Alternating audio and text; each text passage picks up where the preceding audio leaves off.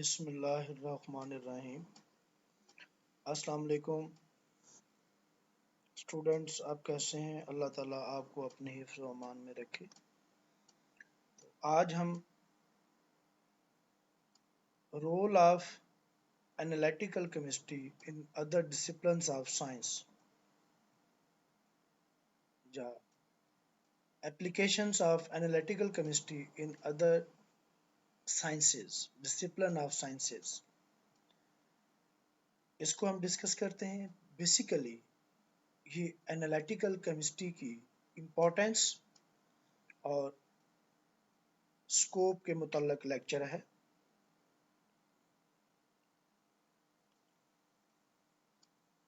Lectures को start करने से पहले एक बात आपको बताना चाहता हूँ कि जैसे हम छोटी क्लासेस में जनरल साइंस पढ़ते हैं, उसमें सारी की सारी साइंसेस के चैप्टर्स होते हैं। फिर जैसे हम बड़ी क्लासेस में जाते हैं तो इस तरह से वो अलग अलग होती जाती हैं। बायोलॉजी बन जाती है, केमिस्ट्री बन जाती है, फिजिक्स बन जाती है, मैथमेटिक्स बन जाता है। और उसके बाद जब हम उनको ज़रा आगे लेके चलते हैं तो वो आगे फर्दर ये केमिस्ट्री, फिजिक्स, बायोलॉजी या अदर जो डिसिप्लिन ऑफ साइंसेस हैं वो फर्दर क्लासीफाई हो जाते हैं।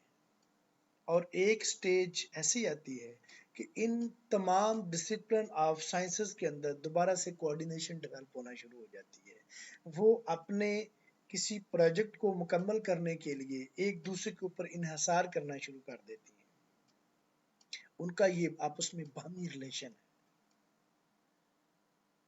तो इसकी डिटेल में जाने से पहले ये मैं आपको बताना चाहता था। तो अब हमारा टॉपिक क्या है? एनालिटिकल केमिस्ट्री का मुख्तलिफ डिसिप्लिन ऑफ साइंसेस के अंदर रोल क्या है, इसकी एप्लीकेशंस क्या है, इसकी अहमियत क्या है। तो सबसे पहले हम एनालिटिकल केमिस्ट्री के जो सिस्टर फील्ड्स हैं उनकी बात करते हैं। बायोकेमिस्ट्री है, इनऑर्गेनिक केमिस्ट्री है, ऑर्गेनिक केमिस्ट्री है और फिजिकल केमिस्ट्री है। एनालिटिकल केमिस्ट्री बजाते खुद तो केमिस्ट्री का एक ब्रांच है। अब हमने देखना है कि इन केमिस्ट्री की तमाम ब्रांचेस के अंदर मैं इनको थोड़ा सा जनरलाइज्ड फॉर्म में डिस्कस करूंगा। तो किसी भी किस्म के जो बायोलॉजिकल मटेरियल है उसका एनालिसिस जो है, ये चीज फॉर एग्जांपल ये ग्लूकोज है कि नहीं, ये सुक्रोज है कि नहीं,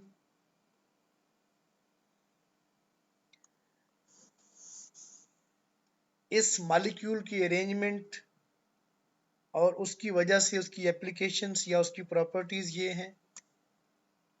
बायोलॉजिकल मॉलिक्यूल्स की बात करता हूँ, carbohydrates, proteins, lipids and so on. जब हम इनके तजज़िये करते हैं, इनके एनालिसिस करते हैं, वो क्वालिटेटिव हूँ या क्वांटिटेटिव हूँ, तो ये एनालिटिकल केमिस्ट्री के फील्ड में आते हैं, जो कि एनालिटिकल केमिस्ट्री की अहमियत को वाज़े करता है। तो क्या एनालिटिकल केमिस्ट्री की एप्लीकेशंस हैं फिर बायोकेमिस्ट्री में? यस। बायोकेमिस्ट्री अपना वजूद मुकम्मल नहीं रख सकती without the support of analytical chemistry. वो एनालिसिस के लिए इस ब्रांच के ऊपर इन्हिसार करती है। ये अलग बात है कि वो एनालिटिकल केमिस्ट्री के डिजाइन किए हुए प्रोटोकॉल, मेथड्स, टूल्स उनको खुद यूज करते हैं, खुद अपने अपने फील्ड के अंदर एनालिसिस करते हैं। लेकिन वो मेथड्स किन लोगों के डिजाइन किए हुए, वैलिडेट किए हुए होते हैं? These are analytical chemist. In general inorganic material है, ऑर्गेनिक मटेरियल है, या इन तमाम किस्म के मटेरियल की जो इनऑर्गेनिक इन नेचर है, ऑर्गेनिक इन नेचर है, उनकी जो फिजिकल प्रॉपर्टीज हैं, उनकी जो कंपोजिशन है, इन तमाम चीज़ों की तहकीक के लिए, उनको एक्सप्लोर करने के लिए, इस किस्म की तमाम इन्वेस्टिगेशंस के लिए ये केमिस्ट्री की तमाम सिस्टर ब्रांचेस जो हैं वो इन्हसार करती हैं एनालिटिकल केमिस्ट्री के ऊपर।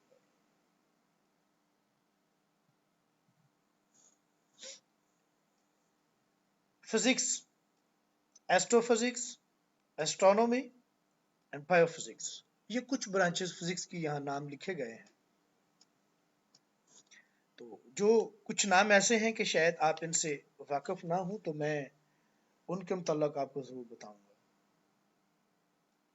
Astrophysics, study of nature of stars और उनके ऊपर फिजिक्स के कवानीन, कुदरत के कवानीन किस तरह से लागू होते हैं, उनके डिफरेंट एस्पेक्ट को स्टडी करना, उनकी नेचर को डिफाइन करना, एक्सप्रेस करना, ये एनालिटिकल केमिस्ट्री के एक्टिव और पॉजिटिव रोल के बगैर मुमकिन नहीं है। एस्ट्रोनॉमी, तो बेसिकली एस्ट्रोफिजिक्स जो है ये एस्ट्रोनॉमी का एक पार्ट है।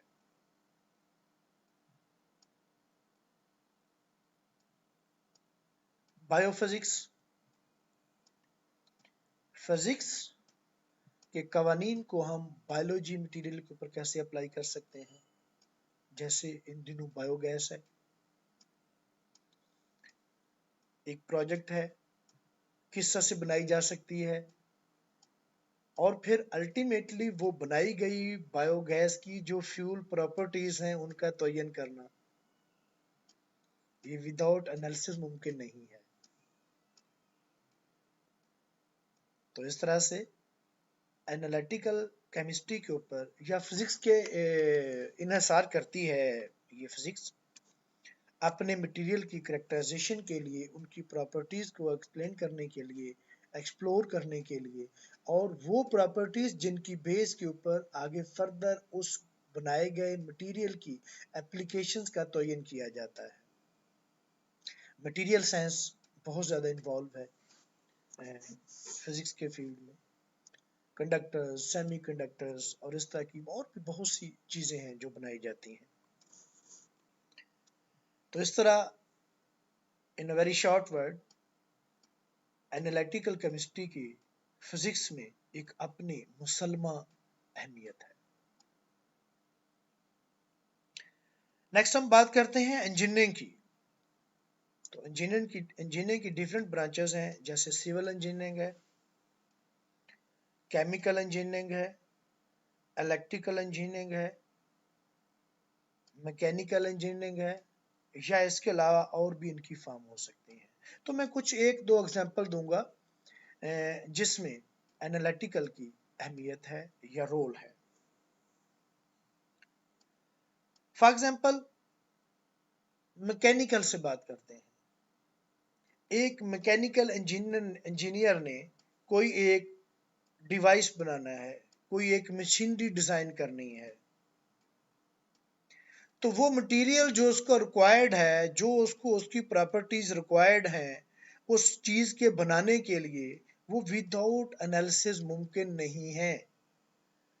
वो कितनी हार्ड है, कितना वो मटेरियल पावरफुल है, कितना वो स्ट्रेस अफोर्ड कर सकता है, कितने प्रेशर को टॉलरेट कर सकता है, कितने टेम्परेचर को अफोर्ड कर सकता है।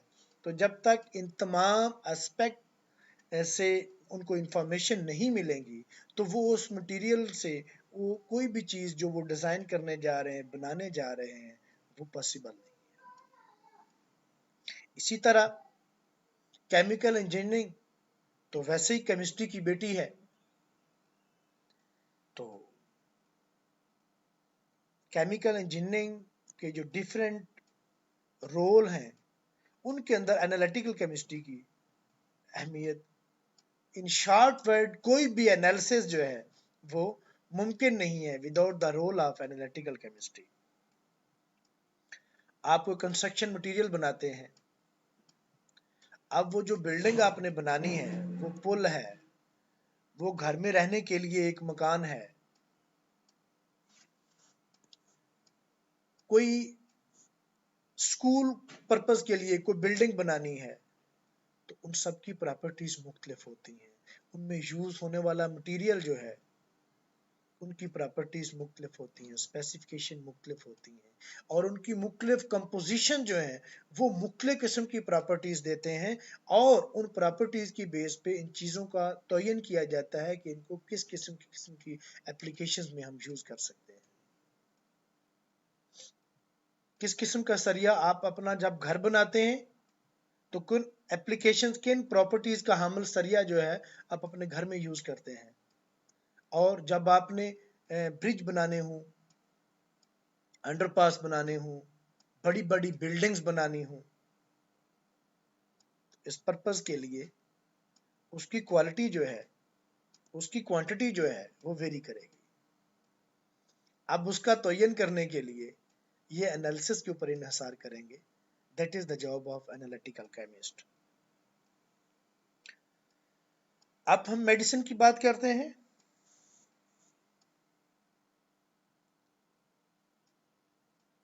क्लिनिकल केमिस्ट्री है, मेडिसिनल केमिस्ट्री है, फार्मेसी है और टॉक्सिकोलॉजी। क्लिनिकल केमिस्ट्री, केमिस्ट्री का वो एस्पेक्ट जिसमें हम क्लिनिकल एनालिसिस करते हैं। ब्लड के अंदर कौन कौन सी मिनरल पाई जाती है, हीमोग्लोबिन कितनी है, आरबीसी कितने का काउंट क्या है, डब्ल्यूबीसी का काउंट क्या है, यूरिक एसिड का एनालिसिस, थायराइड का analysis.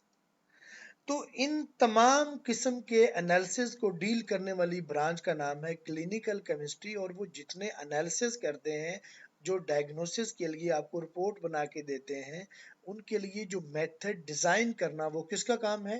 That is the job of analytical chemist. वो फिर चाक आउट मेथड के अकॉर्डिंगली एक डिसाइडेड प्रोटोकॉल के तहत एनालिसिस कर करके आपको रिपोर्टें सबमिट करते हैं, जिनकी बेस पे डायग्नोसिस होती है। मेडिसिनल केमिस्ट्री बेसिकली ये वो फील्ड है जिसमें आप नई ड्रग डिस्कवरी के लिए काम करते हैं। नेचुरल प्रोडक्ट को आपको लेके चलते हैं, वहां से आप डिफरेंट जो फाइटोकेमिकल है उसकी एफिकेसी का एनालिसिस करते हैं, उसकी इफेक्टिवनेस का एनालिसिस करते हैं, इन इन विट्रो एनालिसिस और इन विवो एनालिसिस, और आगे फर्दर जो है जिसको बोलते हैं टोटल सिंथेसिस। आप उन प्रॉपर्टीज के हमल, उस आप उस स्पेसिफिक केमिस्ट्री के हमल या वो कंपाउंड जो है वो इन सिंथेटिक लैब डिजाइन करते हैं, आगे उनकी सिंथेसिस करते हैं, फिर उनकी बायोकम्पैटिबिलिटी या इस तरह के एनालिसिस करने के बाद, उसके बहुत से क्वालिटी कंट्रोल एनालिसिस करने के बाद वो एक ड्रग की फॉर्म में आती है। तो ये एक छोटा सा एपिसोड है कि एनालिटिकल केमिस्ट्री का इन एनालिसिस के अंदर क्या रोल है। टॉक्सिकोलॉजी है, फार्मेसी है, आपकी डिफरेंट जो फार्मास्यूटिकल इंडस्ट्रीज मुख्तलिफ किस्म की टैबलेट, सिरप या मेडिसिन बनाते हैं, तो उसकी क्वालिटी को कैसे चेक किया जाता है कि क्या वो बताई गई स्पेसिफिकेशन के मुताबिक हैं, उनके अंदर जो एक्टिव इंग्रेडिएंट है वो अप टू द लेवल है। इसको मॉनिटर करना बहुत जरूरी है। अगर आप मॉनिटर नहीं करेंगे, अगर एक्टिव इंग्रेडिएंट की मिकदार जो है वो स्पेसिफिक लेवल से कम है, तो उस ड्रग की, उस मेडिसिन की जो इफेक्टिवनेस है वो कम हो जाएगी। अगर उस खास मिकदार से, एक लिमिट से उसकी जो एक्टिव इंग्रेडिएंट की मिकदार है वो ज्यादा है, तो वो मेडिसिन आपको फायदे की बजाय नुकसान दे सकती है। और ये तमाम चीजें जो है ये मॉनिटर की जाती हैं in quality control lab. That is the job of analytical chemist. Material science की बात करते हैं। मेटलर्जी है, पॉलीमर्स हैं, सॉलिड स्टेट। मेटलर्जी क्या है? extraction of metals from their ores, लोहा, क्रोमियम, निकल, इस तरह की बहुत सी एलिमेंट है जिनकी हम मेटलर्जिकल प्रोसेस से उनकी एक्सट्रैक्शन करते हैं। पहले तो किसी भी एरिया का या किसी भी सॉइल के पार्ट का एनालिसिस करके तयन किया जाता है कि क्या इसमें कोई मिनरल पाई भी जाती हैं या नहीं, या आप वैसे को मिट्टी का एक पोर्शन है उसको उसके ऊपर आप जो मेटलर्जी करना शुरू कर देंगे। पहले वो मटेरियल डिफाइन किया जाएगा, आइडेंटिफाई किया जाएगा कि यहां से मेटल्स निकाली जा सकती हैं, मेटलर्जी की जा सकती है। That is possible through analysis. फिर जो आपने मेटल्स एक्सट्रैक्ट किए हैं उनका एनालिसिस, उनकी क्वालिटी को डिफाइन करने के लिए, उनकी स्पेसिफिकेशन को डिफाइन करने के लिए। तो मेटलर्जी का फील्ड भी जो है वो एनालिटिकल केमिस्ट्री की एप्लीकेशंस के बगैर चल नहीं सकता। पॉलीमर्स आजकल का जो हमारा मॉडर्न वर्ल्ड है, कोई चीज ऐसी नहीं है जो पॉलीमर्स की या पॉलीमेरिक मटेरियल से बनी हुई नहीं है। आप सुबह उठते हैं ब्रश से लेके शाम को जब थक हार के सो जाते हैं तो आप अपने ऊपर जो ब्लैंकेट लेते हैं, एसी चलाते हैं, रिमोट उसका हाथ में पकड़ते हैं, तो वो कौन सी चीज है जो पॉलीमर की बनी हुई नहीं है? ये बहुत ही अहमियत का हामिल फील्ड है। पॉलीमर बनाने के बाद उनकी प्रॉपर्टीज को इन्वेस्टिगेट करना और फिर उन प्रॉपर्टीज की बेस पे उनकी एप्लीकेशंस का तयन करना कि जिस कौन सा पॉलीमर है जिससे हम ब्रश बना सकते हैं, कौन से पॉलीमर है जिससे हम प्रिंटर बना सकते हैं, कौन सा पॉलीमर है जिससे आप लैपटॉप की केसिंग बना सकते हैं, वो कौन सा पॉलीमर है जिससे आप अपने एसी का वो केस बना सकते हैं, कौन सा पॉलीमर है जिससे आपके इवन के जो हाई लेवल की चीजें होती हैं जैसे जहाज है उनका अगर कोई पार्ट बनाना है तो वो किस किस्म का पॉलीमर होगा जो उस एप्लीकेशन के लिए यूज हो सकता है। उन एप्लीकेशन का तयन होता है प्रॉपर्टीज की बेस पे और प्रॉपर्टीज का तयन किया जाता है through analysis. That is the job of analytical chemist. अब सोशल साइंसेस की बात करते हैं।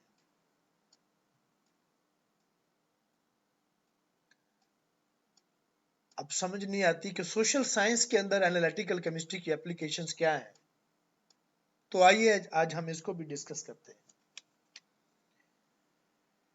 Archaeology, anthropology, forensics. आर्कियोलॉजी क्या है? Study of human history. Study of human history कैसे? साइट विजिट करते हैं, वहां से पाई जाने वाली जो चीजें हैं उनको एग्जामिन करते हैं और उनके एग्जामिन के बाद हम ह्यूमन हिस्ट्री जो है उसको स्टडी करते हैं, उसको देखते हैं कि कोई भी एरिया है उसमें जाते हैं, साइट विजिट करते हैं, वहां जो मुख्तलिफ किस्म के लोहे के, लकड़ी के या इस तरह का आपको चीजें मिलती हैं, उन चीजों के एग्जामिनेशन से, उन चीजों के एनालिसिस से आप ह्यूमन हिस्ट्री को कोरिलेट करते हैं और ह्यूमन हिस्ट्री को डिफाइन करते हैं कि ये चीजें कितनी पुरानी हैं, तो कितने अरसा पहले यहाँ ह्यूमन इस किस्म के रहते थे, उनका तर्ज जिंदगी ऐसा था, वो किस किस्म के औजार के साथ जंगें करते थे।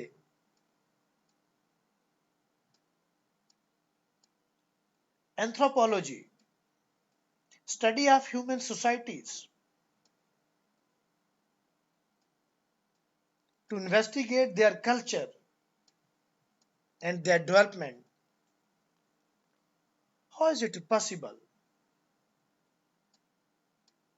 From their biological, physiological aspect investigate करने के बाद हम उनकी डेवलपमेंट और उनके कल्चर के मुतल्लिक आगाही हासिल करते हैं, ह्यूमन सोसाइटीज के मुतल्लिक। फोरेंसिक भी इटसेल्फ एक साइंस है, forensic science, investigation of crimes, DNA fingerprinting, toxicological analysis. और फिर ये एनालिसिस जो है, किसी को जहर दिया गया है, उसकी डेथ हो गई है, उसकी बॉडी में से जहर को इन्वेस्टिगेट करना, कौन सा जहर है, कब दिया गया, ये कितनी पुरानी बात है। That is possible through forensic analysis। और जितने एनालिसिस किए जाते हैं, वहां जितने इक्विपमेंट होते हैं, जो प्रोसीजर डिफाइन किए हुए हैं कि आपने ये एनालिसिस इस प्रोटोकॉल के तहत करना है, that is the job of analytical chemist. इसका मतलब ये है कि हम ये भी कह सकते हैं कि सोशल साइंसेस के अंदर भी एनालिटिकल केमिस्ट्री अपनी एक अहमियत रखती है। एग्रीकल्चर,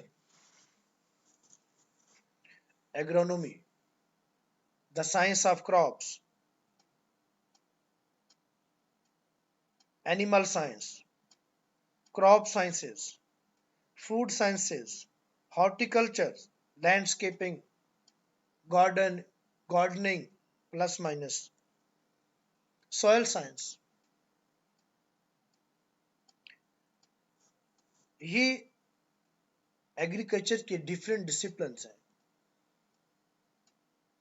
फॉर एग्जाम्पल हम एग्रोनॉमी से स्टार्ट करते हैं।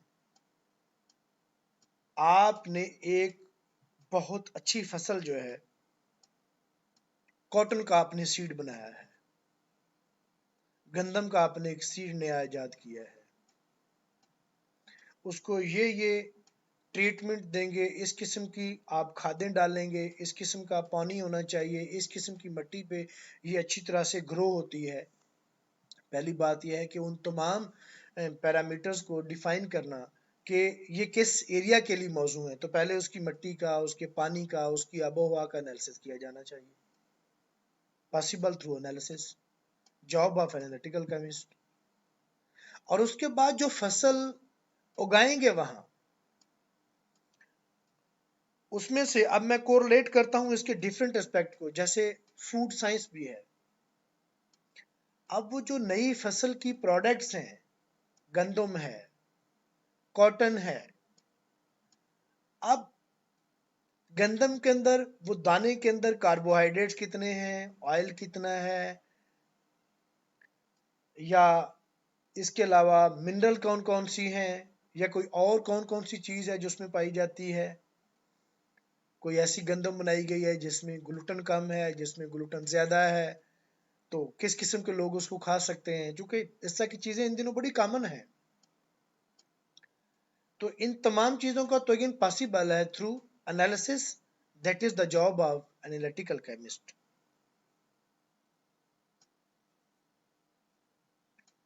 हॉर्टिकल्चर, डिफरेंट मॉडिफाइड आपको फ्रूट्स मिलते हैं, ये सीडलेस है, ये सीड वाला है।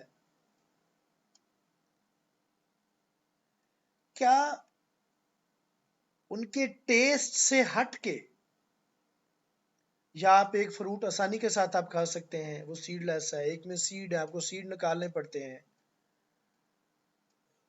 आप फ्रूट खाते हैं, एंजॉय करते हैं, लेकिन इसका सबसे इंपॉर्टेंट एस्पेक्ट ये होता है, बेसिकली आप अपनी बॉडी की रिक्वायरमेंट पूरी करने के लिए आप ये चीजें खाते हैं। तो क्या वो सीडलेस और जो सीड वाला फ्रूट है, एक ही, फॉर एग्जांपल ऑरेंज है, उनकी कंपोजिशन सेम है? या ये जैसे आप कहते हैं कि फलां फ्रूट खाएं जी, उसमें इम्यून सिस्टम बेहतर हो जाता है, खुबानी खाएं, इन दिनों में मैंगो खाएं, क्यों खाएं?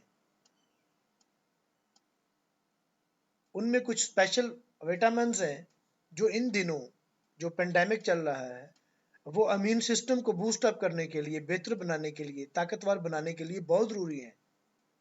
इंसान का कुव्वत मुदाफत बहुत बेहतर हो जाता है। ये कैसे पता चला? उसमें ये फलां फलां इंजाइम है, उसके अंदर ये फलां फलां विटामिन हैं, उसके अंदर ये मिनरल्स हैं। खजूरें खाएं, क्यों खाएं? तो वो कौन सी उसके अंदर स्पेशल चीजें हैं जिनकी वजह से उनको खाएं आज के दिनों में? वो कौन कौन से मिनरल्स हैं, कौन कौन से विटामिन हैं, वो कौन कौन से इंजाइम्स हैं, जैसे हनी वगैरह है इसके अंदर। तो वो अब ये सारी चीजें कैसे मुमकिन हुई हैं? Through analysis. एनालिसिस के बगैर तो आप इन चीजों का पता नहीं चला सकते कि उसमें फलां फलां चीजें पाई जाती हैं जिसका खाना इन दिनों में बड़ा मुफीद है। फलां फलां चीज इन दिनों ना खाएं, वो इम्यून सिस्टम के लिए ठीक नहीं है। वो ऐसी कौन सी चीज है जिसकी वजह से वो चीजें आपके इम्यून सिस्टम के लिए ठीक नहीं है? जैसे इन दिनों कहा जाता है शुगर कम से कम लें, तो शुगर के अंदर वो कौन सी चीज है जो इम्यून सिस्टम के लिए ठीक नहीं है? ये पॉसिबल है थ्रू एनालिसिस।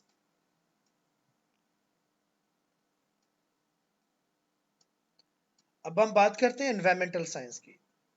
इसके डिफरेंट आगे फर्दर ब्रांचेस हैं: इकोलॉजी, मेट्रियोलॉजी, ओशनोग्राफी। इकोलॉजी से आप वाकिफ हैं? ये नीचे वाली दो ब्रांचेस जो हैं इनके मुतल्लिक आपको बताना जरूरी है।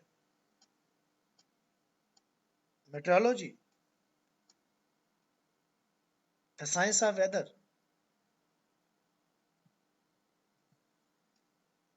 आने वाले दिनों में फलां फलां मकामात के ऊपर बारिश के इम्कानात हैं।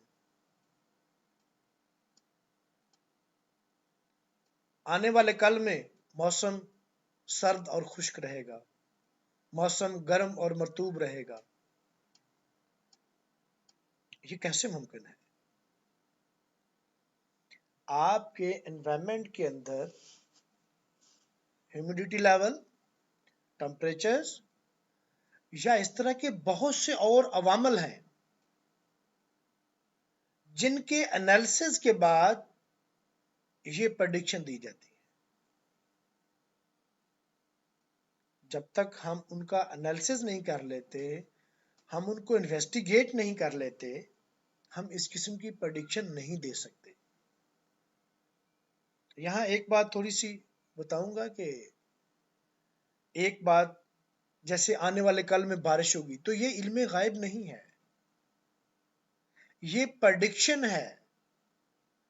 उन तमाम फैक्टर्स को इन्वेस्टिगेट करने के बाद, एनालाइज करने के बाद जो कुदरत के अंदर पाए जाते हैं, ये इंसान का इल्म है। अगर ऐसा होगा, बादल आएंगे तो बारिश होगी, इंसान का इल्म है। तो इसको इल्म गायब के साथ कुछ लोग रिलेट कर लेते हैं, तो ऐसा बिल्कुल भी नहीं है। तो basically meteorology, prediction of weather, possible through analysis, oceanography. The study of properties and phenomena of sea. समंदरों का पानी जो है उसके ऊपर जो इन्वेस्टिगेशन होती है। मीठे पानी के समंदर हैं, कड़वे पानी के समंदर हैं, गर्म पानी, ठंडे पानी वाले समंदर, ये अल्लाह ताला के मज़हर है। वो कौन सी चीजें हैं जिनकी वजह से ये कड़वे हैं या मीठे हैं? उनके अंदर किस किस्म की आबी हयात सरवाइव कर सकती हैं? उनके कंपोजिशनल एनालिसिस से पॉसिबल है।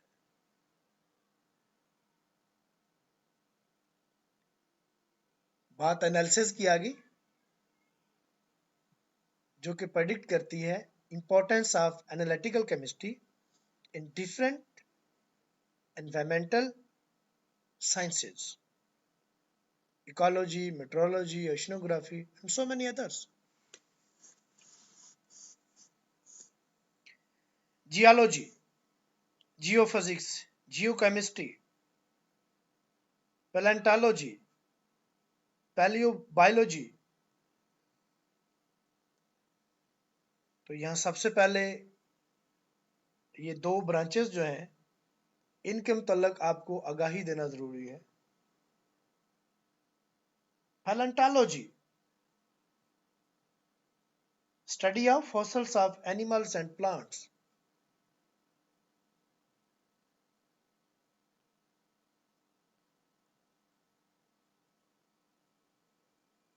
Biology of fossils can also be called as paleobiology.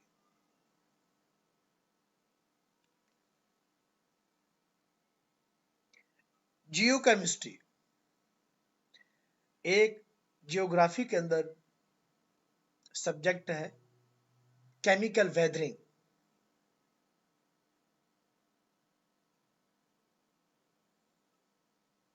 आमतौर पे अगर आप रेगिस्तान के इलाके में चले जाएं तो आप वहां देखेंगे कि किसी दौर में यहाँ रेत के बहुत बड़े बड़े टीले थे और आज वहां हमवार जमीनें हैं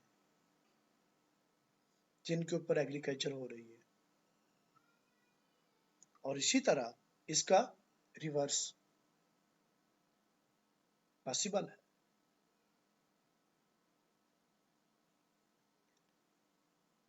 क्या वो मट्टी किस किस्म की एग्रीकल्चर प्रैक्टिसेस के लिए या रहने के काबिल है कि नहीं? Is it possible without any analysis? No. It is possible by analysis.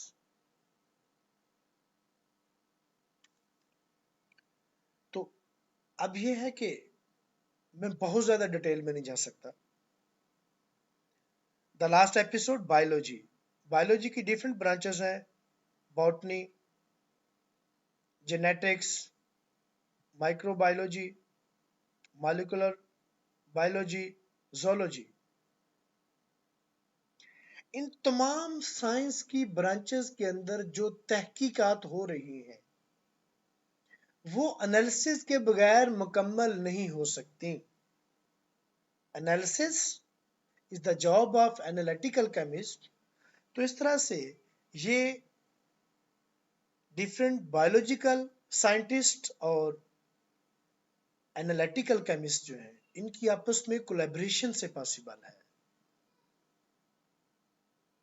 इन दिनों जैसे वायरल डिजीज है, एंटीबायोटिक के टेस्ट हो रहे हैं, एंटीबॉडीज के टेस्ट हो रहे हैं, एंटीजन के टेस्ट हो रहे हैं और उनकी बेस पे आप डिफरेंट किस्म की डायग्नोसिस देते हैं।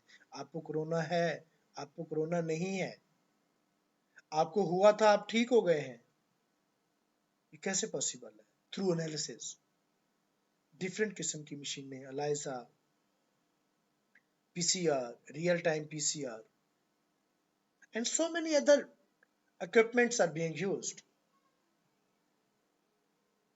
और उनकी डिजाइनिंग, उनके वर्किंग प्रिंसिपल्स ये एनालिटिकल केमिस्ट्री की कंट्रीब्यूशन के बगैर मुमकिन नहीं है।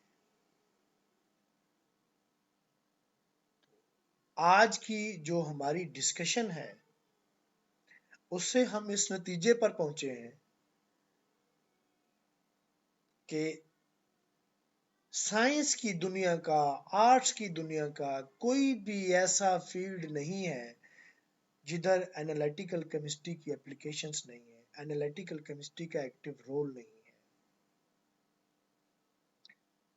तो अब अगर मैंने एनालिटिकल केमिस्ट्री की जब डेफिनेशन की थी